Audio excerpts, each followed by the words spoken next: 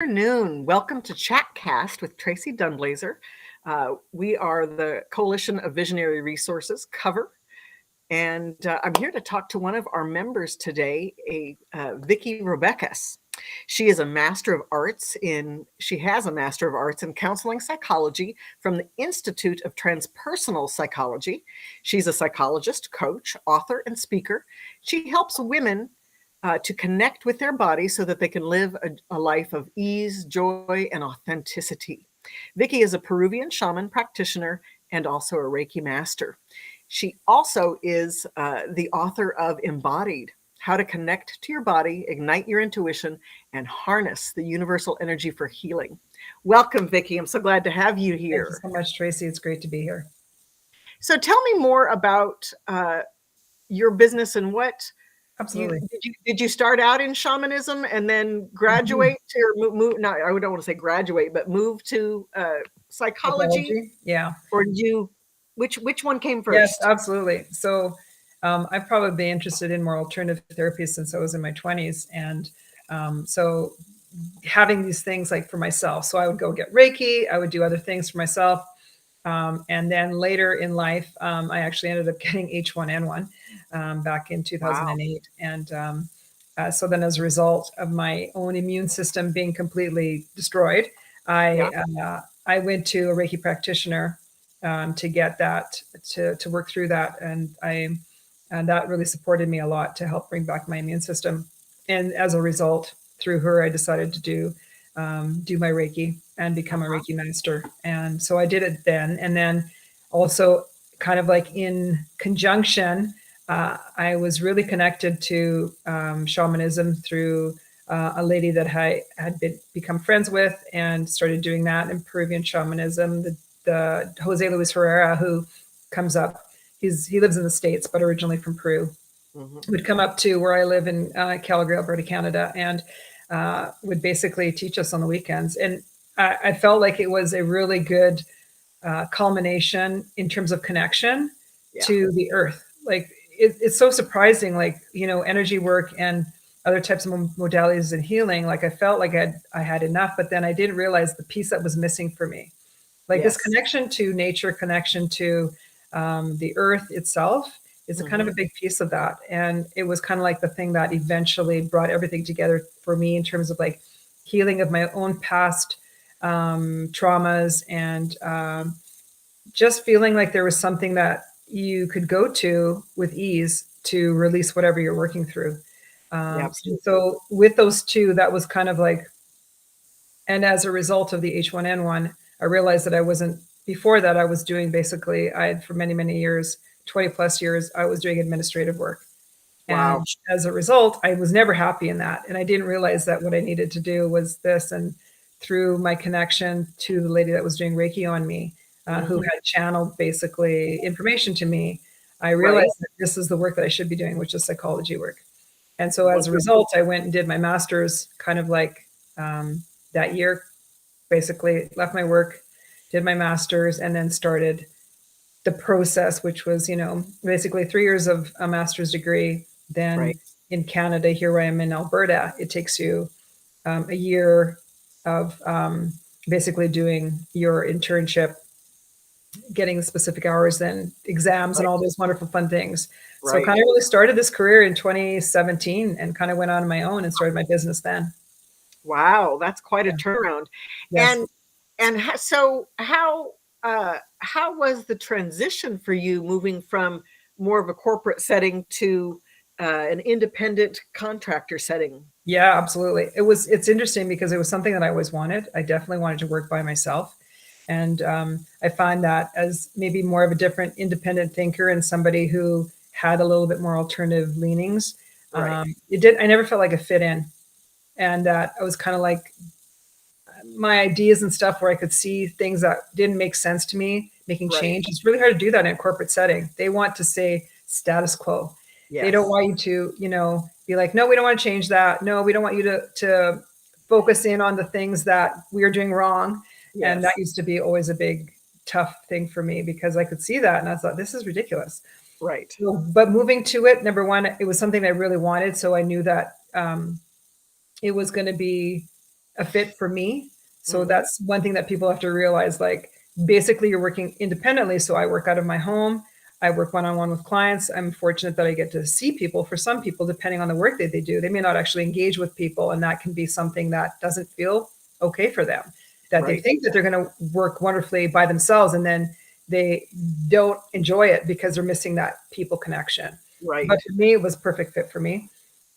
What was I'd say the difficult transition was, at the beginning, of course, you're starting from scratch. So you have no client base. Right. And it's like you can have tendency, and I did, and I think many people do, tendency to have a mindset of lack. So then you hyper focus on, like for me, it was hyper focusing on every day. I'd be like, did I get a text? Did I get a phone call? Did I get an email? Is somebody going to call me? And so it became so much fear around the fact, am I going to actually have clients? Yes. And I think it's really important for some people who are transitioning in this way, if they do have a regular corporate style or, a job where they are going to a more 9-to-5 position. Right. Sometimes it's better to be some form of transitioning where you start your practice on the side while you're still doing and then you kind of like ease in and ease out, so that you don't feel, because of course, many people financially, you have to be able to support yourself, right? Absolutely. Yeah. I have been an entrepreneur my whole life, and I've always worked independently, but I've in my earlier years, I always had some sort of side hustle. Yeah. I did entertainment, doing cabaret shows, and I've been a waitress. I've been a makeup artist. I've done all of these different things that, all the while having this whole other element of myself. And I think that sometimes when we move into, working independently, it's less about the work and it's more about the integration of all these aspects of who we are coming together in one place. And you can't think of it in the corporate, looking at the metrics and looking at the numbers and you can't address being an independent contractor and you have to get into the flow of your money rather than thinking about it in the numbers of clients. Correct. Because I think, I don't know about you, and I would love to hear about you in this respect, is when I first started, you don't really know how much energy it takes to work with people one-on-one and to worry about, because I often find that when you begin working with people, they also mirror things in you that amplify what you're working on for yourself as well. Absolutely. Right? And that's double the energy. And so I find that spirit has a way of creating for you just exactly the pace that you need. Did you find that? Yes. Yeah. And even sometimes now I'll notice, like, it's like, oh, it's a slow week. So then I know, like, okay, basically spirit is saying, slow down. Like, what's happening? There is a need. There's like, and to breathe through that, to go like, okay, so it's okay. It's a slower week. Yes. Right. Not to be panicked around, like, money in terms of that. And I think there's, at the beginning for me, there was an ability to let go. And that's kind of like the thing that needed to happen. So I stopped. I stopped looking, constantly checking phone to see whether or not I have a client. When I'd get a client, and then I'd be able to be present with that and feel into the fact that here I am, I've got a client now. Great. And it happens. It seems like, of course, it's so easy to say that now from, it's going on like 5-6 years now, that you're like, it feels like it expanded quite quickly. And I think that piece of letting go can be a big part of that. And then you just be like, okay. And then you fill your time with the other things, because there's also freedom in, which I love, which was important to me, having the ability to be like, okay, I'm going to go shopping now. I'm going to go, see my elderly parents and see how they're doing and support them. So there's so much more that you could potentially do, and focusing on your life, and that your business is still a part of that, but it doesn't become the central thing that you are. And in terms of also self-care and finding that balance. It's interesting. I just had I have a colleague of mine. I hadn't seen her in a few months, and how time and age always come into, in living in our culture, they always remind us our physical condition, all of those different elements, we're constantly reminded of that. I was speaking with her, and she, well, I hadn't seen her a couple months. I saw her, and I was like, "Wow, you look great!" Like her face had really shifted, Nice. and she looked so youthful and vivacious, and there was just something missing. And I Mm, said, "Wow, you look fantastic today." And she says, "Thank you." She says, "I was starting to feel like an old lady."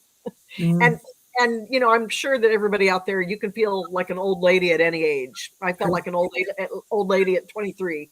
yeah. So you go through phases, and she said, I was starting to feel that way, and I just didn't like feeling that way. So she said, I just sat myself down and I had a different conversation. And I Nice. told my body and I told my mind what I needed, what I wanted. And I just really worked on that. So thank you for acknowledging that. And I'm like, well, yes. Yeah. So how do you deal with your personal relationships, your relationship to everything that you like your spirit brings you Yeah. while you're doing the work? How does that work for you? Well, it's important to be doing your work when you're doing the work, especially as being a psychologist. And you spoke earlier, which is very, very true. Oftentimes I'm saying the words that I need to hear to my clients.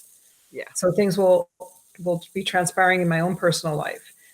It is having an awareness now, and I think that's the biggest piece that I tell clients and for myself when I Right. started having more increased self-awareness about checking in with yourself. So what is happening in your physical body? Because we store things in our body as a result of the stuff we're not working through. Yeah. And then we're having an emotional state. So we're having an emotional reaction to something or someone, Right. then something is happening. So we Yes. have to be like, okay, take a time of self-reflection and feel into that and give permission to feel into that. And that is super important. So when I'm having a relationship with somebody in my life and I'm feeling a sense of sadness, then at some point, no, obviously not in that moment, having an acknowledgement, I'm feeling sad right now.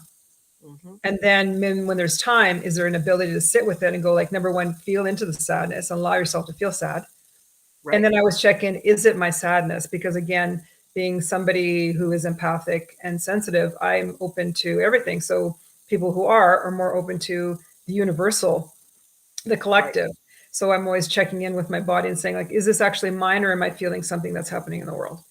And then Absolutely. if it is mine, then acknowledging it. I may not know what it is, but just giving presence to go like, okay, I'm feeling sad.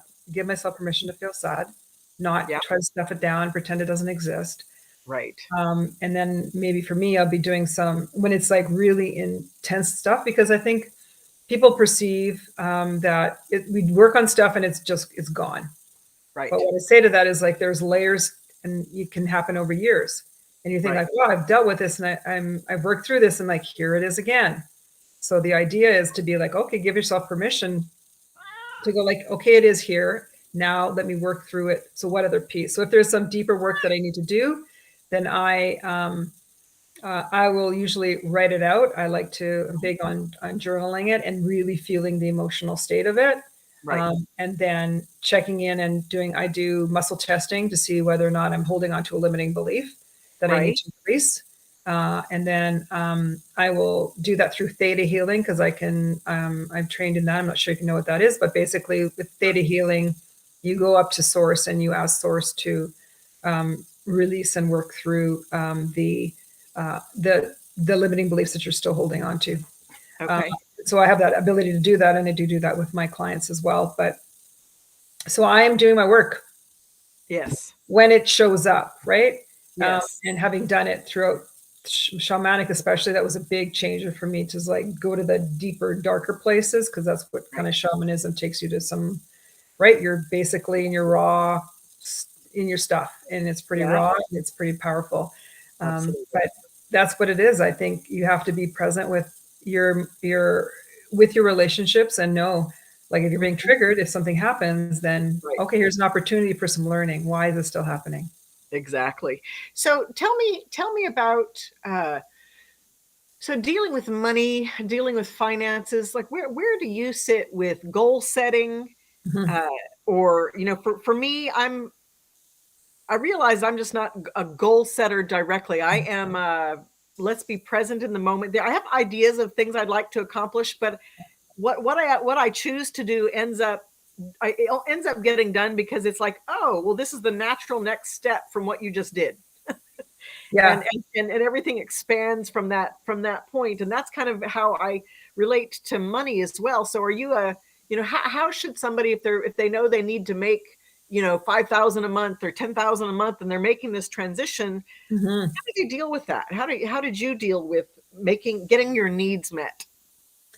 Yeah. So I think for me, when I was able to let go, that was a big piece of it. And I'm like you. I don't necessarily go like, okay, having a set goal that says like I've got to make this amount of money. I definitely had a goal when I was writing my book because there needed to be a completion of that. So Yeah. there was more around getting that completed. Right. But for work, I find that I'm the type of person that was like opening up to source and being like, okay, I'm ready. I need some more clients, and having a set figure maybe in my mind about where I was going towards, and then Right. seeing that increase on a yearly basis. And I think just to me, it's around energy. Yeah. So if you can put the energy out there that I'm able to receive, and if you don't have any belief systems, and I'm fortunate that I don't really have any limiting beliefs around money, and many people do have an idea about lack and Right. that I'm not deserving, or money is evil, or whatever, fill in the blank of what might be holding somebody back from actually achieving something. Yeah. That can definitely be something that's stopping people from achieving their goals around money if they have money issues. Right. But for me, I feel fortunate that I was just able to, once I was able to kind of let go of the being hyper focused on getting a client, then everything has just transitionally fallen into place. And then I do every once in a while, I could use, thanks, I need some more clients. Thank you, source. I'm ready for some new clients, kind of slow.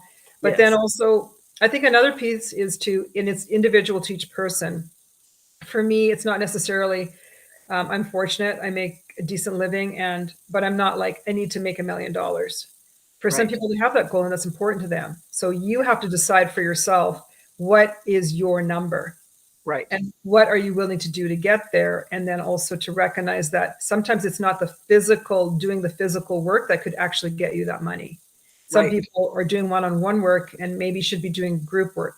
Maybe you should be creating courses that's going to bring you in money on the side that you don't actually have to access. Right. So then you have to figure out how you want to interact. Yeah. How is it that you want to work? How much do you want to work? And what is that number? And is that number realistic, or is it not realistic? Right. Right. And I find that setting a number, for me, everything there is a level. I believe in miracles, of course, but there has to be what is rational for you in the way you relate to money. Like if you have never believed you could be a millionaire, setting that goal, it's not going to happen. Not because you don't deserve it or it couldn't happen. It's because you're not prepared to handle that. Yes. Right. So you've got to prepare in your mind to have what you say you want. Yes. Yes. Yeah. And I think that also goes through too, because like one thing that's more challenging for me right now is, and people will go through this differently, is like, for me, it's next step. What is next for me?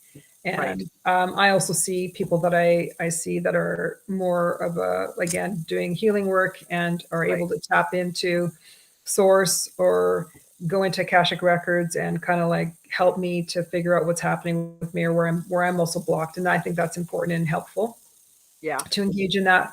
And then for me, it's like right now, it's just like this idea around maybe fear of success, and that many people have that. It's not fear of failure, it's fear of success.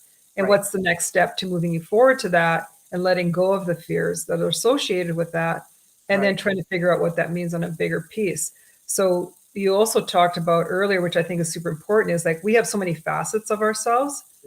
And for me, was to incorporate my Reiki, my shamanism, my spirituality into my practice. So going back and doing, very traditional, although transpersonal, I was very fortunate. It was the reason I chose that school, Institute of Transpersonal Psychology, is because you could talk about these things. It wasn't like I was going to a very dry school. It was just like, okay, let's talk about energy work and how does that work in psychology? I could do that. I could do papers on stuff that was of interest to me, and that mattered. But it's important to infuse all those things. And sometimes we don't know at the beginning, how do we incorporate all parts of ourselves into the work we want to provide?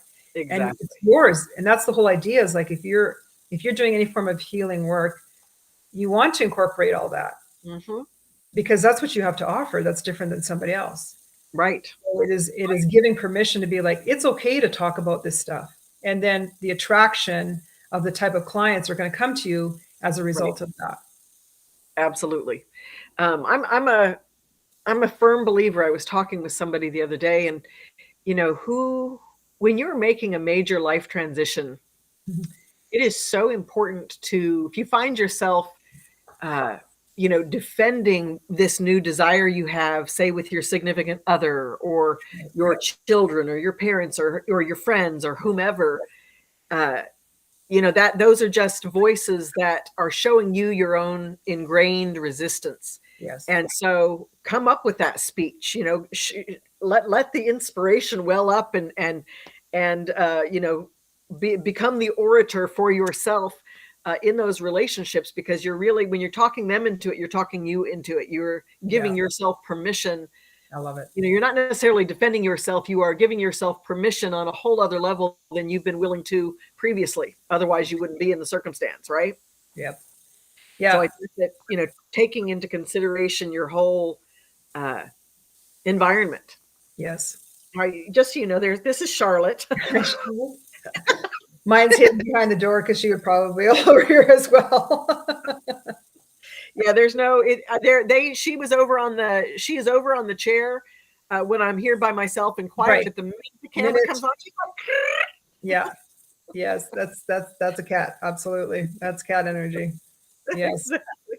That's so hilarious. Love it. Yeah. Well, this has been really terrific. So take a minute to tell me a little bit about your book, Embodied. Sure, absolutely. What can people expect when they read it? Yes. So for me, it was really important. It kind of like I wrote it in a sense of like my own personal experience. I was very, very stuck in my head. I'm very analytical by nature. And then I had my own personal trauma, which basically, and then my own criticisms around my physical body and my weight were throughout my whole life. So as a result, I completely disconnected from my body. Yeah. And then I really realized, of course, as I started to do my own healing work, the importance of really being connected to your body. Right. And so this book is a culmination of that, really, of my work, my own personal work, and what I see is important to help people to reconnect. So the first part of the book is about disconnection, is understanding the ways we disconnect.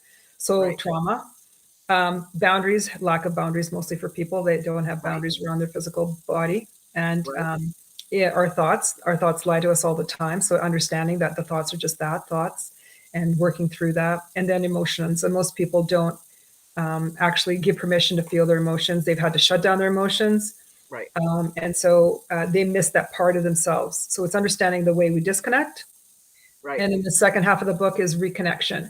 So the importance of the ways that you can help to reconnect to your body. And again, because of who I am, it was important to me to incorporate energy work. So the chapters are on mindfulness to help you to be more mindful, have more self-awareness.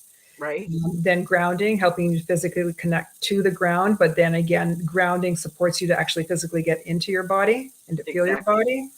And then there's a chapter on senses, because many people are so disconnected from their body, they don't even know their sensations. So to have being able to feel into your body, like feel like, what is it? Is it like a sharp pain? Like what is the sensation that you're actually experiencing, and where is it in your body? And that's usually associated with emotions as well. Right. And then I went into energy work to help people to start to have a different awareness that you can actually do energy work on yourself. You don't have to take a Reiki course, but you can just be bringing in energy work. And then shamanism and utilizing the tools of like my shamanic training that you can do to help to release things that you're holding on to. And again, supporting you with a more deeper connection to Mother Earth, but also to yourself and to your physical body.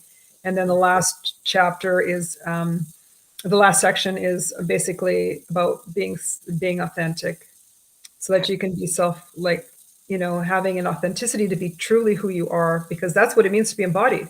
If you aren't trusting yourself, knowing what's right for you, and coming from a place of full acceptance of self, then all of those pieces don't matter.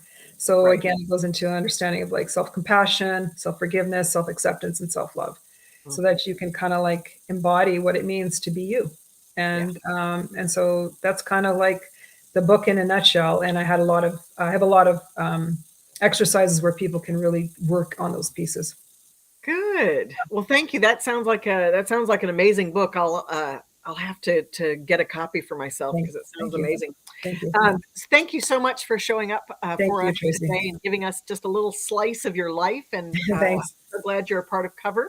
Yeah. And if you'll stay on the air with me here for a moment as I wind down the show. Perfect. So everybody, thank you so much for joining us this afternoon with the COVR Chatcast. Again, this has been Tracee Dunblazier. I'm the COVR President, and Vicky Roubekas Psychology is her company, and you can they can get to you how? So it's Psychotherapy Calgary, all one word, .com is the website. Yep. And do you do your work? I'm assuming you do Zoom, so people in the US. I do online and in-person sessions. Absolutely. Okay, perfect. Thank you so much for joining us. Thank you, everyone out there, for joining us, and have a magnificent rest of your afternoon. Thanks, everybody. Thank you, Tracee.